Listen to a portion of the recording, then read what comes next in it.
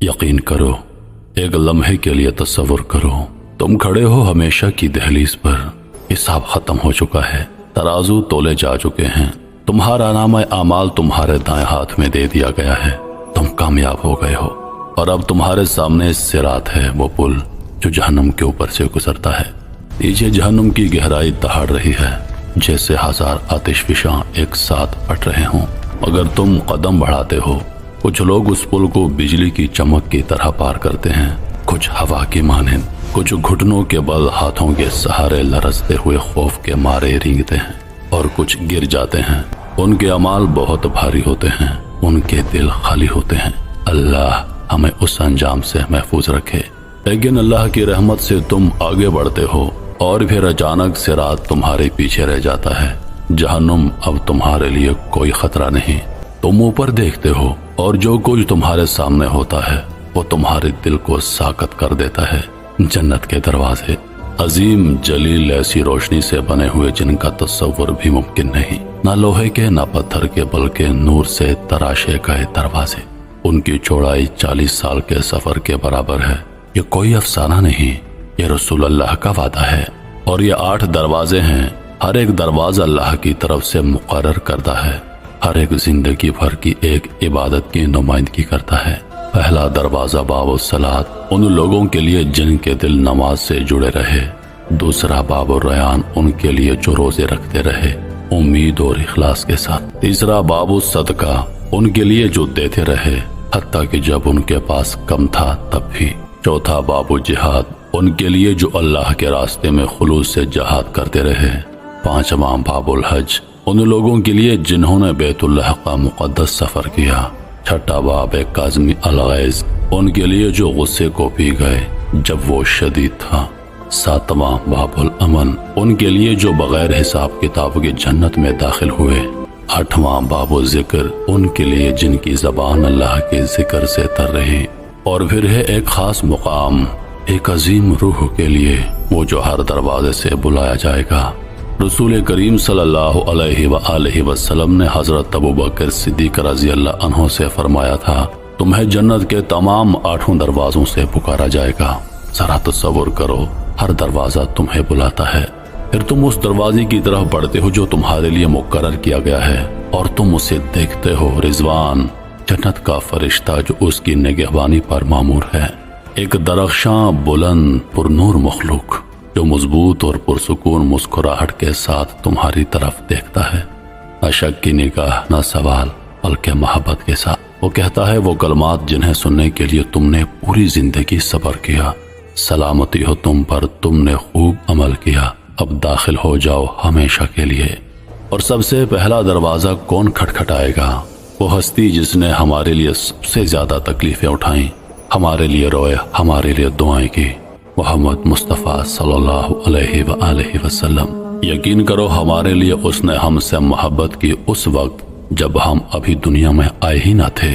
محمد صلی اللہ علیہ وآلہ وسلم، جن پر اللہ کی بے شمار رحمتیں اور سلامتی ہے، اور ان کے پیچھے ایک جماعت ہے، امت یعنی تم۔ چہرے ایسے چمک رہے ہیں جیسے 14ویں کا چاند، ہاتھ اور پاؤں وضو کے نور سے جگمگا رہے ہیں۔ اور پھر جنت کا دروازہ کھلنے لگتا ہے، ایک ایسی خوشبودار ہوا تمہارے چہرے کو چھوتی ہے جیسی تم نے کبھی محسوس نہ کی ہو۔ وہ خوشبو تمہاری روح کو چیر کر گزرتی ہے، دنیا کی ہر خوشبو سے زیادہ لطیف، ہر گرمی اور آرام سے زیادہ سکون بخش۔ تمہیں محسوس ہوتا ہے جیسے تمہارے سینے سے کچھ اٹھ گیا ہو، دکھ، افسوس، پچھتاوے، وسوسے، شکوک سب غائب۔ نبی کریم نے اس لمحے کو یوں بیان فرمایا، ایک منادی ندا دے گا، تمہارے لیے زندگی ہے اور اب کبھی موت نہیں، تمہارے لیے صحت ہے اور اب کبھی بیماری نہیں، تمہارے لیے جوانی ہے اور کبھی بڑھاپا نہیں، تمہارے لیے خوشی ہے اور کبھی غم نہیں۔ تم نبی کے پیچھے جنت میں داخل ہوتے ہو، اور جو کچھ تم وہاں دیکھتے ہو نہ کسی آنکھ نے کبھی دیکھا، نہ کسی کان نے سنا، نہ کسی دل نے اس کا تصور کیا۔ یہ ایک نئی دنیا ہے، نہ مٹی کی، نہ پتھر کی، نہ کشش ثقل کی، بلکہ نور، پاکیزگی اور دائمی خوشیوں کی دنیا۔ جنت کی مٹی زعفران اور کستوری سے بنی ہوئی ہے، اس کی کنکریاں موتی اور یاقوت کی ہیں، ہوا میں نہریں نرمی سے بہہ رہی ہیں، और परिंदे गुनगुना रहे हैं जिनकी आवाजें खास उसी दुनिया के लिए बनाई गई हैं।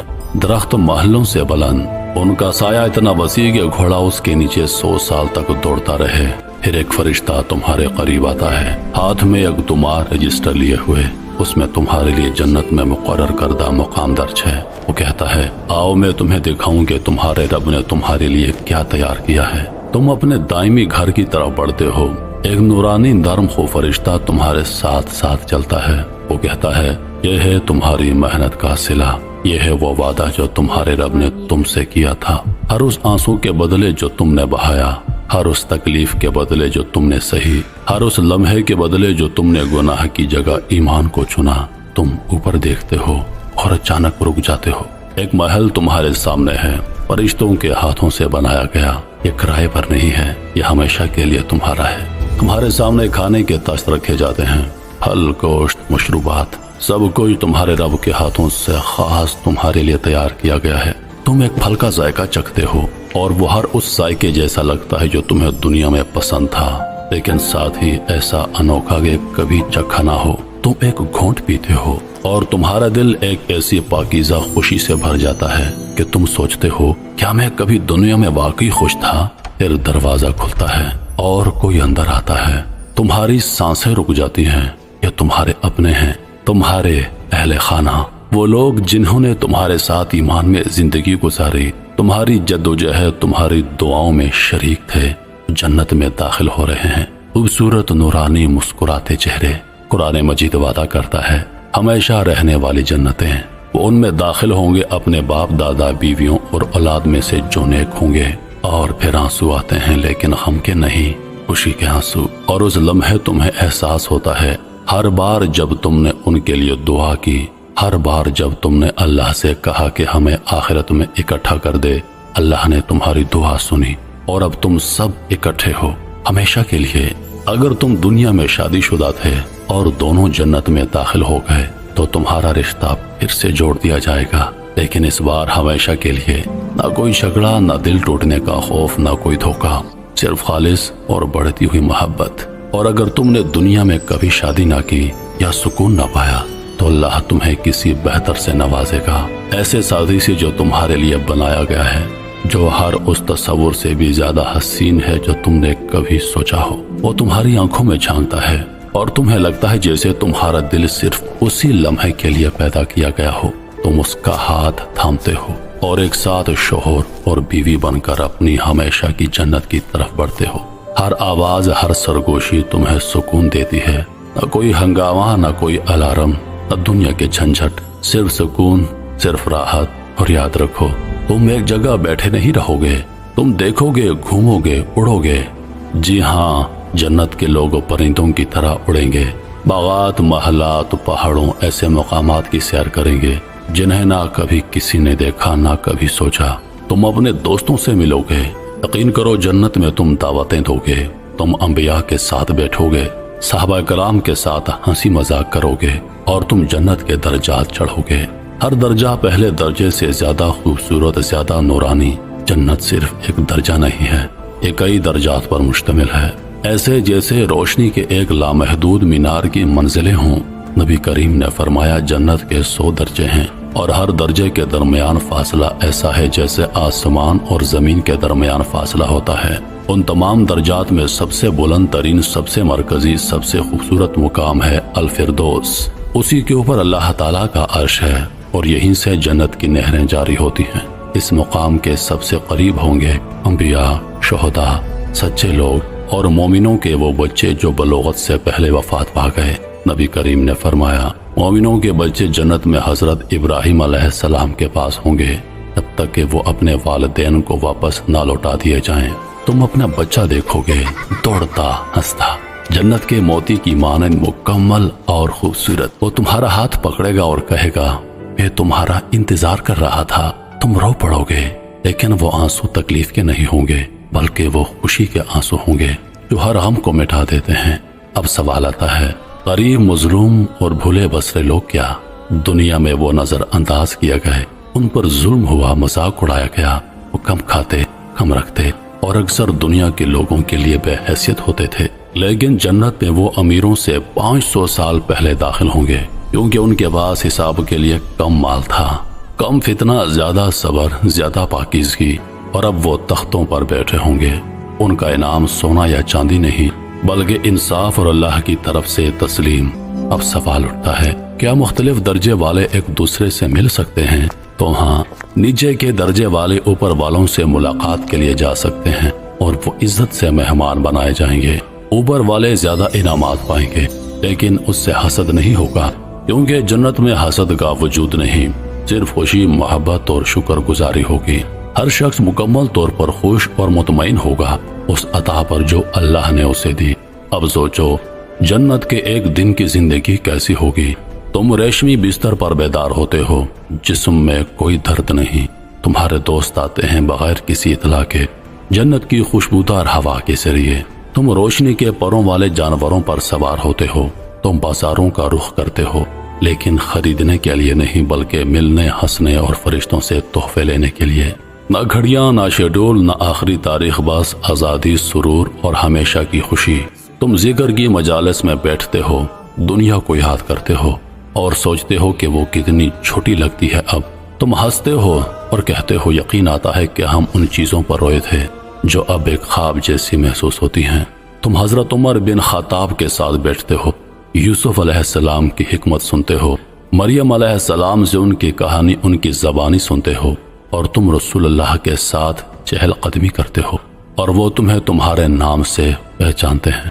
اور جب تم سمجھتے ہو کہ تم نے سب کچھ دیکھ لیا ہے، جب تمہارا دل خوشی سے بھر چکا ہوتا ہے، تب تمہیں بتایا جاتا ہے ایک انعام ابھی باقی ہے، ایسا انعام جو سب سے مقدس ہے۔ یہ وہ چیز ہے جسے انبیاء نے صرف سرگوشیوں میں بیان کیا۔ نبی کریم نے فرمایا، جب اہل جنت جنت میں داخل ہو جائیں گے تو ایک پکارنے والا ندا دے گا، تمہارے رب کا ایک وعدہ ہے۔ وہ کہیں گے، کیا وہ ہمارے ترازو کو بھاری نہ کر چکا؟ کیا اس نے ہمیں جنت میں داخل نہ کیا؟ کیا اس نے ہمیں جہنم سے محفوظ نہ کر دیا؟ پھر پردہ ہٹا دیا جائے گا اور اللہ کا چہرہ ظاہر ہوگا، اور اللہ کی قسم، انہیں جتنا بھی کچھ دیا گیا ہو، اس سے زیادہ محبوب کوئی چیز نہ ہوگی جتنا کہ اپنے رب کو دیکھنا۔ اللہ اپنی ذات کو ظاہر فرمائے گا، اس کے چہرے کی روشنی اربوں سورجوں سے زیادہ خوبصورت، مگر دل کے لیے سکون بخش۔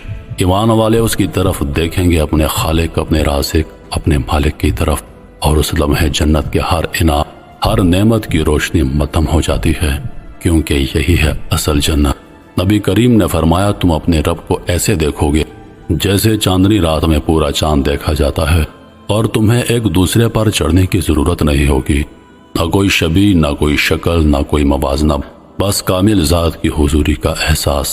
تمہارا دل مکمل ہو جاتا ہے، تمہاری روح سکون میں تحلیل ہو جاتی ہے، تم پلک جھپکنا نہیں چاہتے، کچھ کہنا نہیں چاہتے، بس دیکھنا چاہتے ہو، اور اسی دیکھنے میں ہر خوشی، ہر نعمت ہمیشہ کے لیے تمہاری ہو جاتی ہے۔